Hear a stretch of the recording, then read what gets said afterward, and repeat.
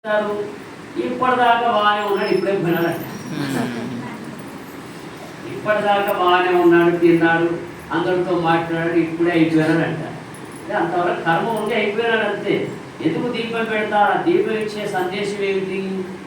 ప్రమిద ఉంటుంది, చమురు ఉంటుంది, ఒత్తి ఉంటుంది. ప్రమిద దేహం వంటిది, మట్టి ప్రమిద ఉందే దేహం వంటిది. అందులో పోసిన చమురు ఉంది ఆయుష్ వంటిది. ఒత్తి ఉంది జీవుడు. ఈ జీవుడు అనబడే ఒత్తి ఎంతవరకు వెలుగుతుంది? భగవంతుడు పోసిన చమురు ఆయువు ఉన్నంత వరకు వెలుగుతాడు, ఆ తర్వాత మలిగిపోతుంది. చూడండి, అట్లాగే కుండకు 3 రంధ్రాలు ఎందుకు చేస్తున్నారు? తలకొరికి పెట్టేటప్పుడు కుండకు 3 రంధ్రాలు చేస్తారు కదా. చుట్టుకొక రంధ్రం, చుట్టుకొక రంధ్రం, చుట్టుకొక రంధ్రం, తర్వాత కింద పడేస్తాడు, లాభోదీపం మొత్తుకుంటాడు. ఈ 3 రంధ్రాలే చేయడం కారణం ఏంటి? మన ఆయువు 3 అవస్థలతో ఆగిపోతుంది. జాగ్రత్త అవస్థలో కొంత, స్వప్నావస్థలో కొంత, సుషుప్తి నిద్రావస్థలో కొంత. ఈ 3 అవస్థలలో మన ఆయువు అయిపోతూనే ఉంది.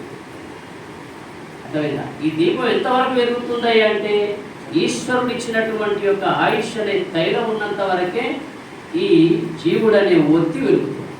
అందుకే నీటి ఆవిరి చేత దీపాలు వెలిగేను తెలుసుకోండి అంటే మన నోటి యందు లాలాజలం ఎంతవరకైతే స్రవిస్తూ ఉంటుందో అంతవరకు దాకా మన బ్రతుకు.